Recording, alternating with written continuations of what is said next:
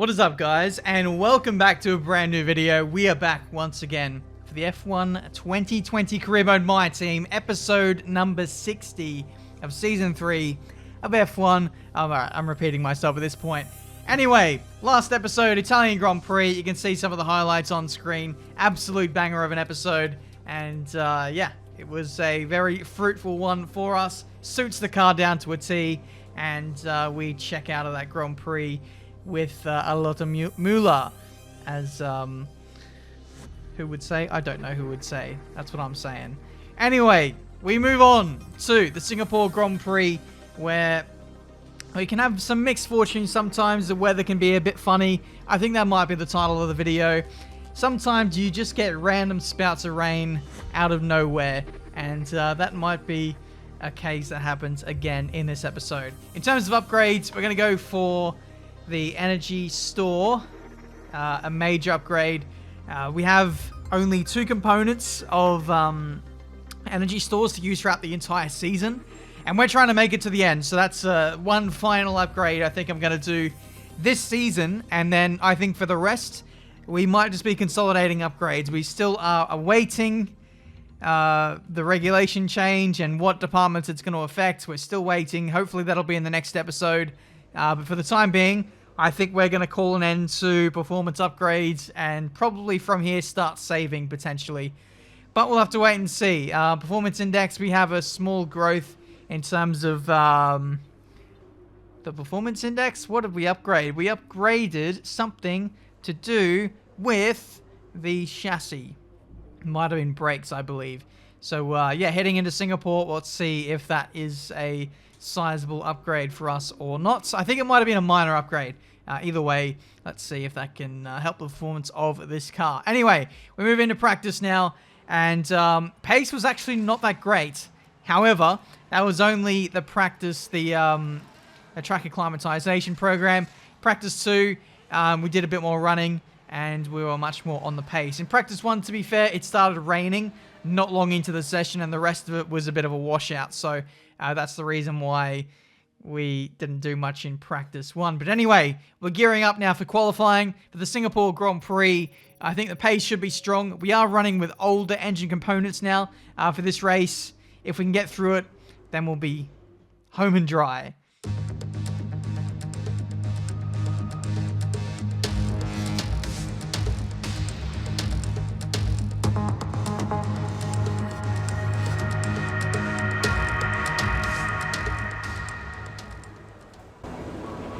Okay, I know you're eager to get out there, but I'm going to need you to be patient for a few minutes.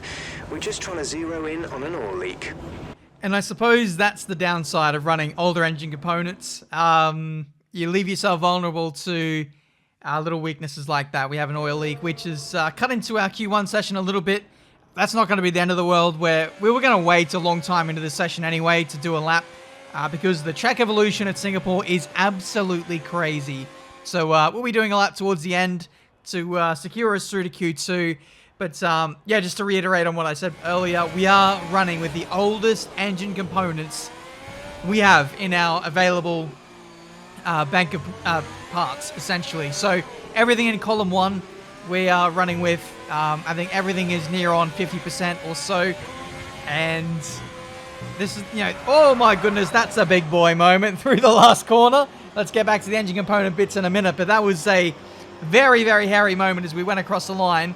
We, in the end, managed to save it, and thankfully, the line came up very, very quickly, so the time loss was minimal. I think we go P5 in the end with that rotation. TRL Limitless, how's the rotation there at that last corner? It's off the scale, I would say. But anyway, yeah, I think the mistake was just running in a little bit too wide. Tried to save it a little bit too much, and then the lap was legal.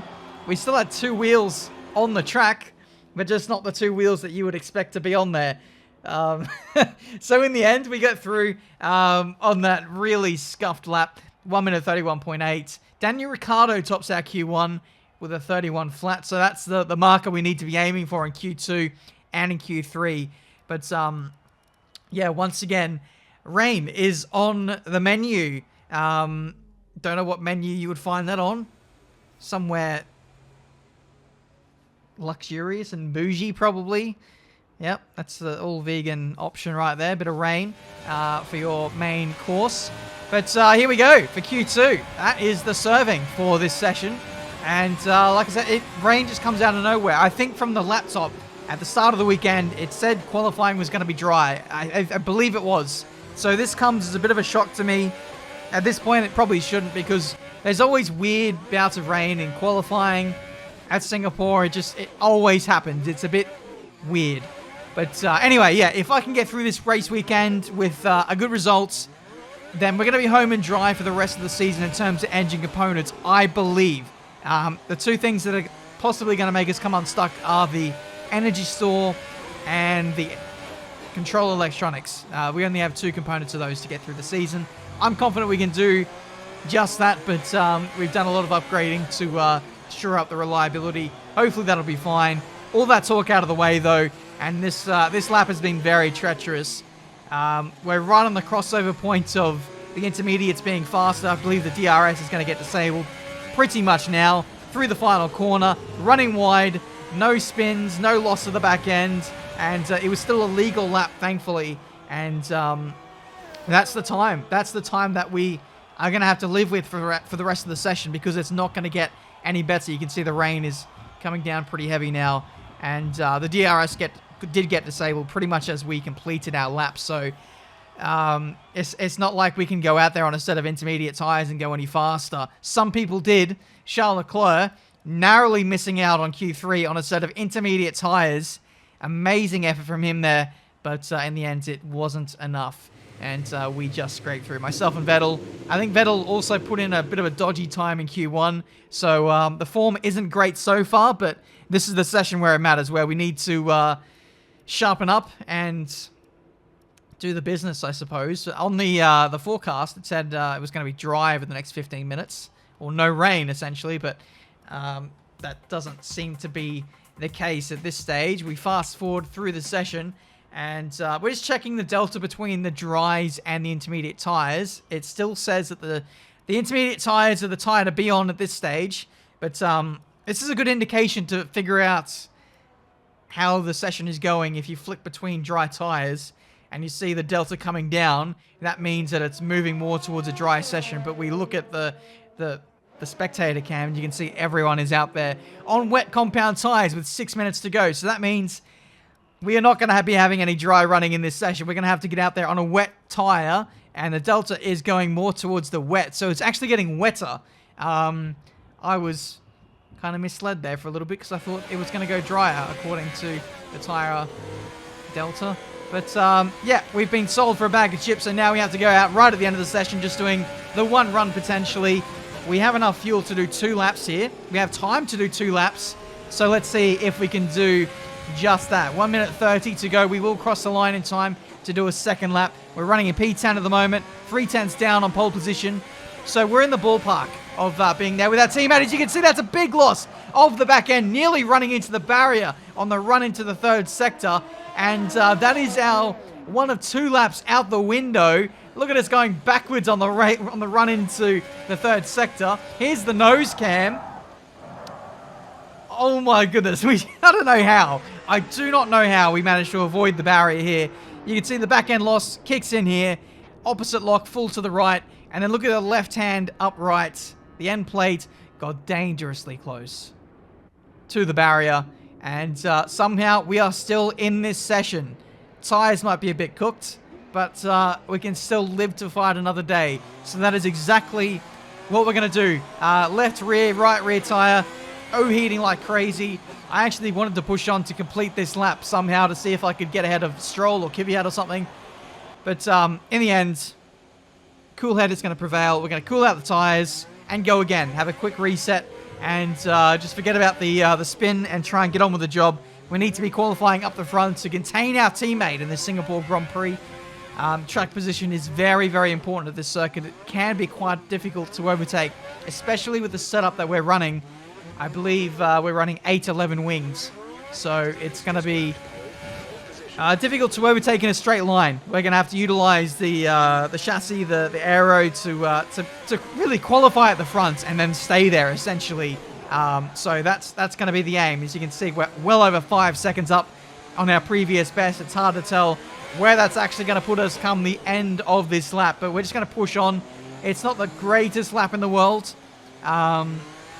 It's more just pushing for safety, I suppose, just to get a lap in and jump a whole bunch of cars. I'd love to be in the top 5. Top 3 would be great, but you never quite know. Through the final corner, really attacking that last corner, still losing the back end up to the line. Where does it put us in this qualifying session? It is P5 and 1.4 seconds away from Sebastian Vettel, our teammate in the Marduk Motorsport car. So in the end, it's an okay session. That is, I guess, the qualifying equivalent of damage limitation. It's P5, only 4 spots to make up to be up there with our teammate, which is not the end of the world. I think we're ahead in the championship by 12 points or something like that. So, yeah, we're close enough.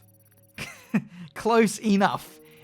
So let's hopefully utilize the strategy, move forward in the race with our car with better tire wear, etc.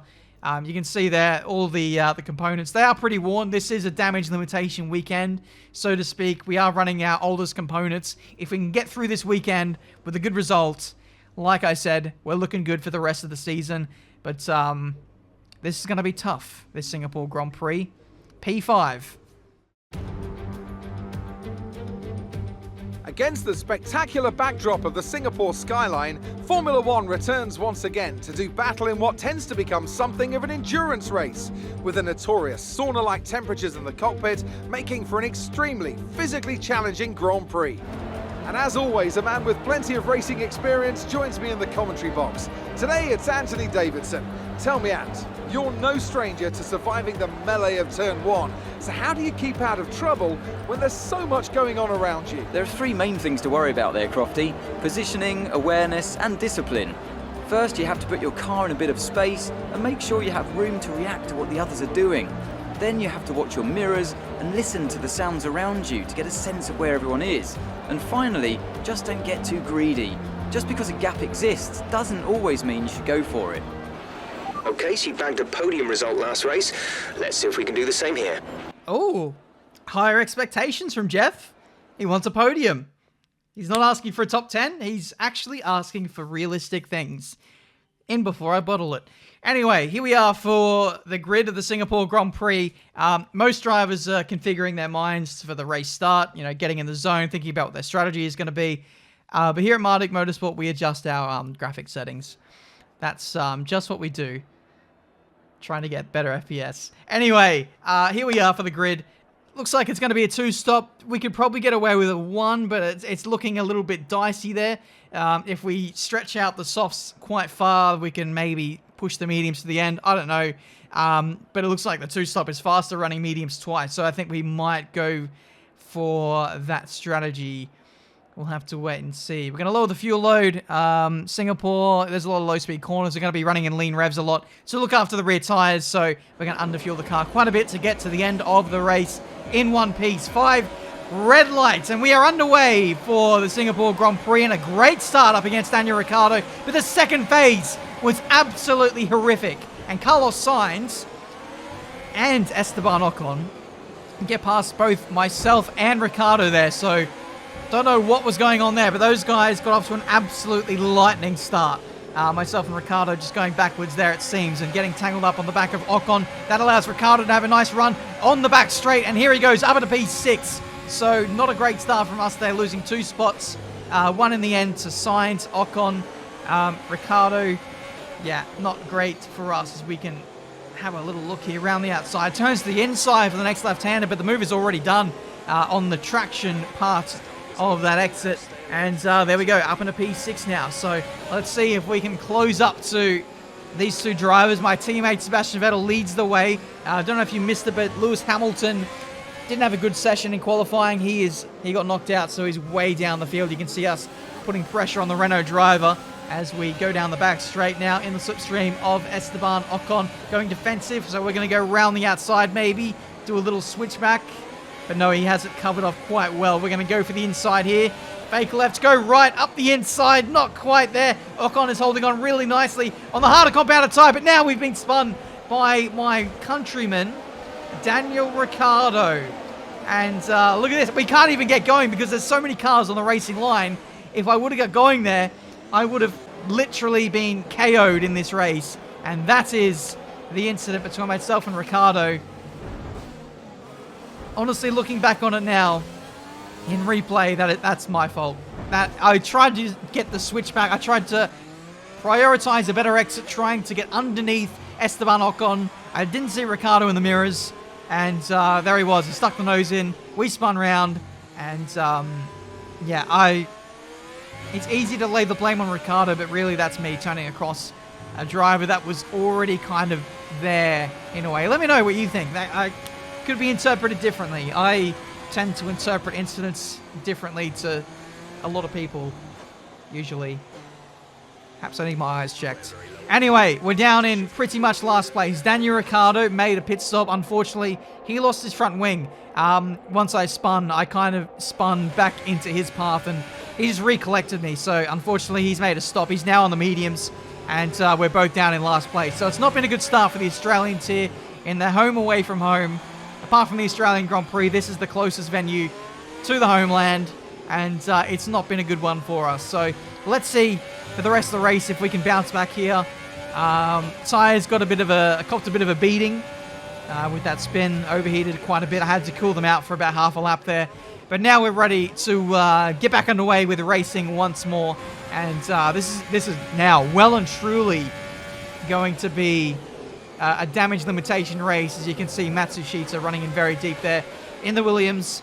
Not a great car to be driving on a harder compounded tyre. He stood absolutely zero chance up against us on not a pair of soft compound tyres. I should just stop talking. The rest of this video is going to be silence. Enjoy the next 20 minutes of silence from me. You'd like that, wouldn't you? That's not going to happen. Anyway, we ride back on board on lap 3 here, putting the pressure on Nicholas Latifi through the final corner, up in a rich and overtake. He's going very defensive as we head into turn 1. He's fighting as if this is for the World Championship, but we get him up the inside, and in the end, his defending has kind of cost us both a bit of time, but it doesn't matter. We're through now and into P19. Next up is his teammate Nick De Vries, another F2 graduate, F2 champion in 2019, I think. You guys will correct me in the comments if I'm wrong, but yeah, F2 champ of last year, and he's still managed to not find himself in a good F1 drive as of yet. As drivers start to retire in this career mode, then we'll see the youngsters come through, and it'll be really exciting actually to see where everyone ends up and who can be the new challengers, whether these younger drivers will develop in terms of their skills and stuff, how competitive they can be, which is something I look forward to in the future seasons of career mode. Up the inside of Gasly we go. He was on the soft compounded tyre. He was pretty easy meat for us, and we now move up into P17.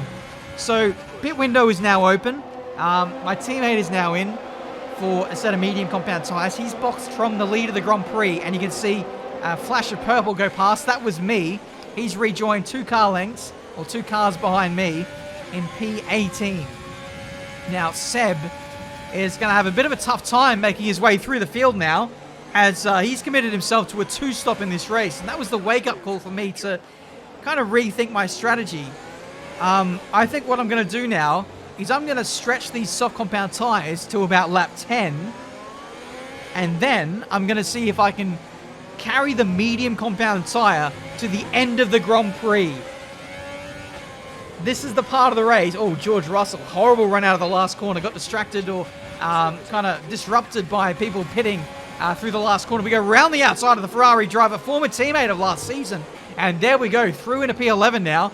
These next few laps in the Grand Prix are going to be absolutely decisive for us. We're not going to be competitive. We're not going to be fast. These tyres feel average at best at this phase, but we're still making moves work for us. We've got ultimate tyre wear upgrades on this thing. I have been looking after the rear tyres over the course of this Grand Prix, using higher gears, running in lean revs, so they're in a much better shape than what they would normally be. But yeah, we're making the most of slower cars getting held up, or faster cars getting held up behind slower cars. And we find ourselves in P7. A lot of the soft compound tire runners have now stopped. But we've got ultimate tire wear upgrade, so we can go further than our rivals. Theoretically, we're just going to be a bit slower. But these few laps of pain are going to give us all the gain later on in the race. That was nice rhyming there from you, Benjamin. Lap 10, we're getting to the target pit stop window. We're actually going to pit on lap 11. As you can see, the rear tires are nearing on 70%. 68% on the right rear tire. I can tell you, it feels way worse than what it looks right now. I've actually lost touch to Albon and Hamilton up the road. We lost about a second and a half to those guys, and the tires really are cheese now. Melted cheese, grated cheese. No, melted cheese is a better analogy for how they feel at the moment. Into the pit lane we go, and onto the mediums for the rest of this race. So, given that we've carried the softest compounded tire, which we qualified on, 11 laps into this Grand Prix, surely we can take the medium, double the distance. Is it double the hardness? Is it double the durability? We'll find out. But it's not going to be an easy ride to the end of the race from here on the mediums. But I feel like this is the best way to go. With all the race leaders who started on the softs, they're going to have to overtake slower cars. They're going to get held back behind them. And I feel like that'll bring us into the game a little bit. So let's see if we can make that work for us. At the moment, the track position isn't great, but it will come to us, as pretty much everyone in front of us in this field needs to stop again. Now, we just utilize our pace, our consistency to drag a good result out of this Grand Prix. So, prior to the pit stops, we were in the top 10. I think we were around P7 or something. That's the net position we're in this race as we dive bomb Sergio Perez, just clearing the early traffic. All these guys need to stop again. We're racing the likes of maybe Vettel, Hamilton, Bottas, the Renaults, the two Red Bulls, Albon going to the end on hard compound tires. He just rejoins on the circuit right there, and we've jumped him.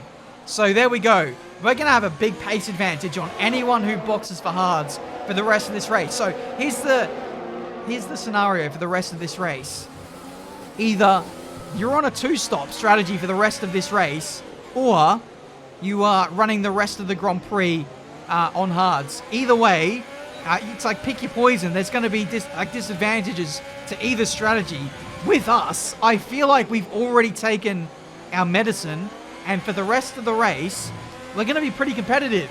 So I think we can get a really good result out of this race yet. We may be on for a podium, potentially. The only thing we need to worry about now is just, I guess, tire wear at the end of the race. So, yeah, it's an interesting one. You can see the race leaders are, just look on the minimap, that's Bottas leading the way. At the bottom left part of your screen, we're about 25 seconds away from that at this stage. But they need to stop again. I don't. As you can see, I'm going up the inside of Leclerc. That's P9. The faster I can clear these guys, the better.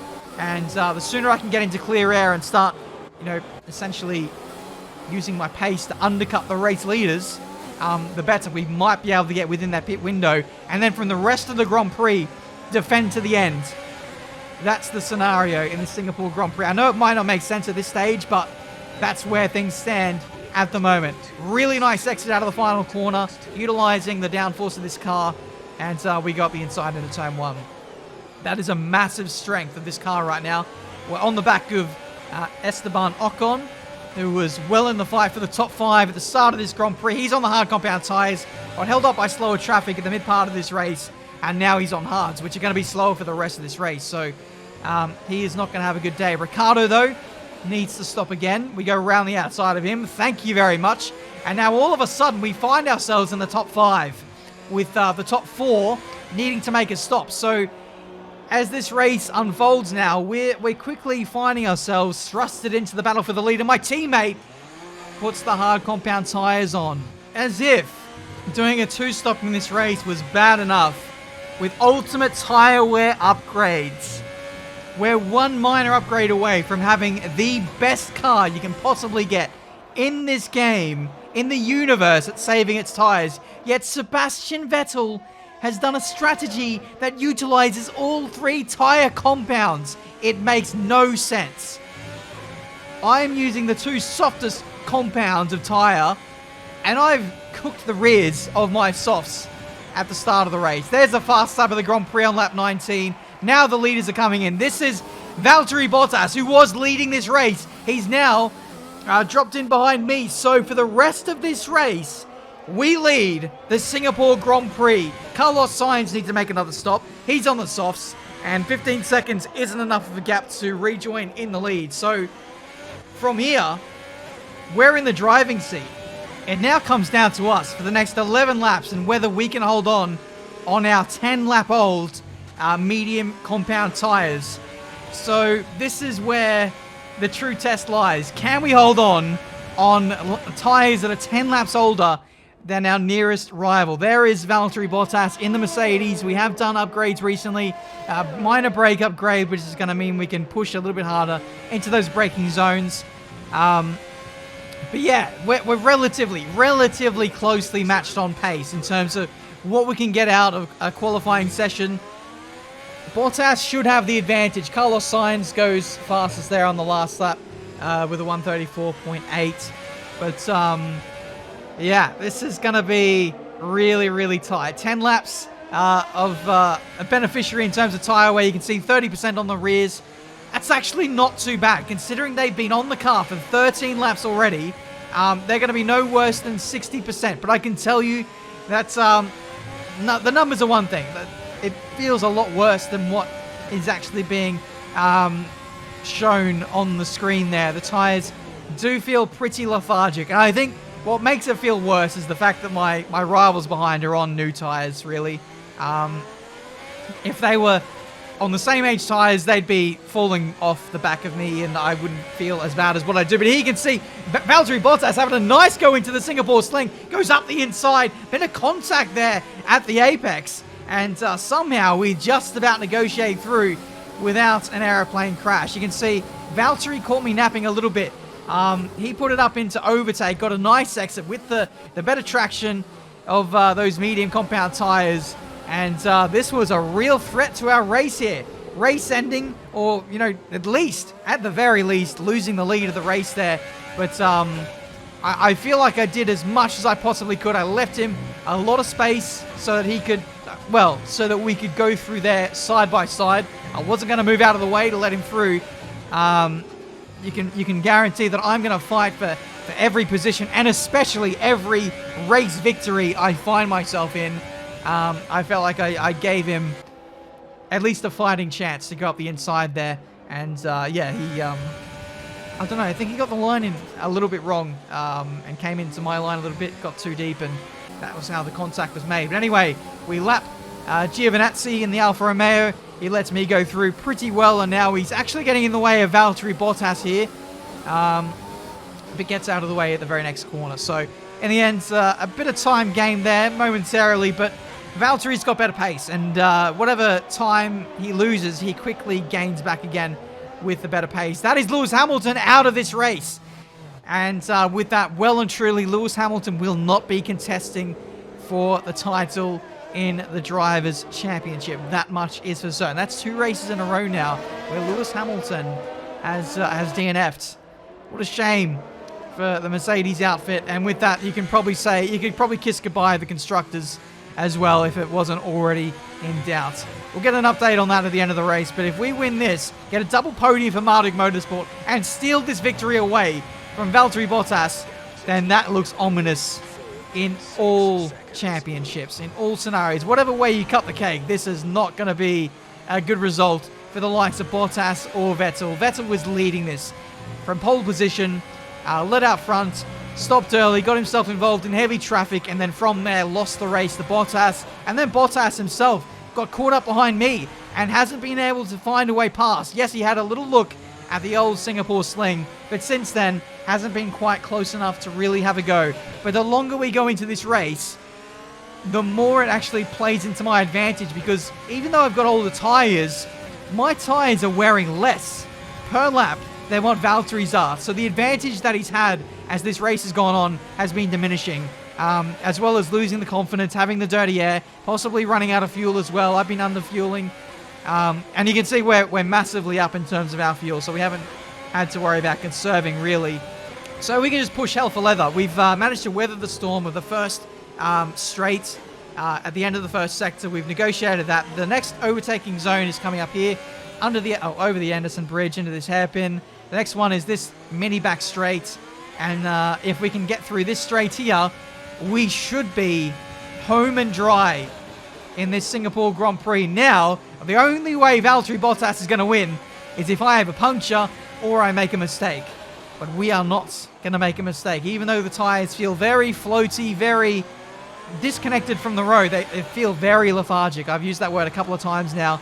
But it looks like, by the skin of our teeth, we are going to hold on in this Singapore Grand Prix to get another victory in this championship. It'll be our 8th win of the season, and we've done this after being in last place and spinning out.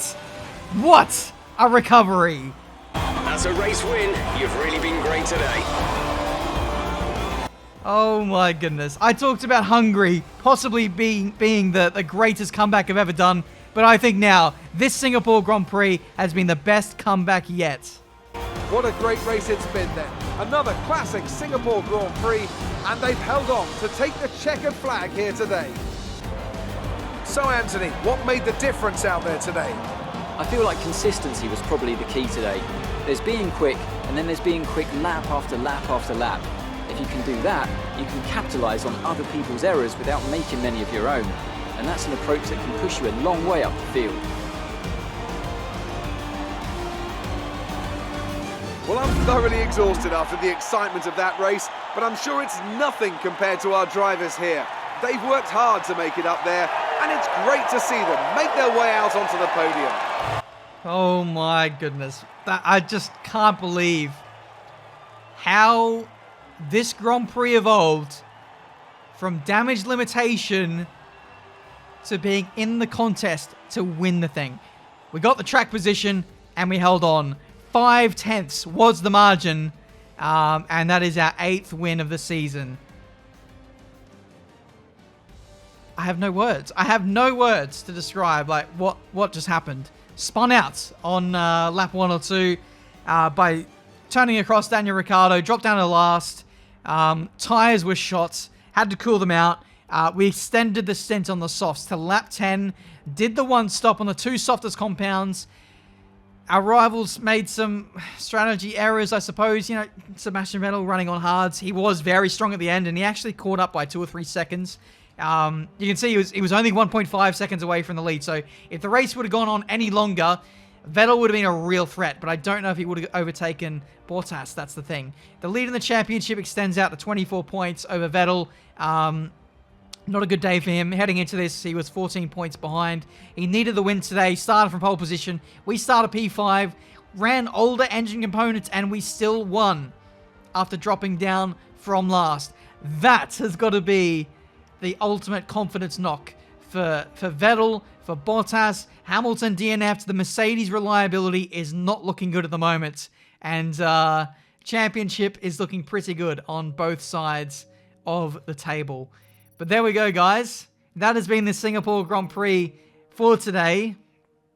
I don't know what to say. I do not know what to say at this point. 8 wins for the season, and we're not done yet. We are not done yet. We're only at Singapore.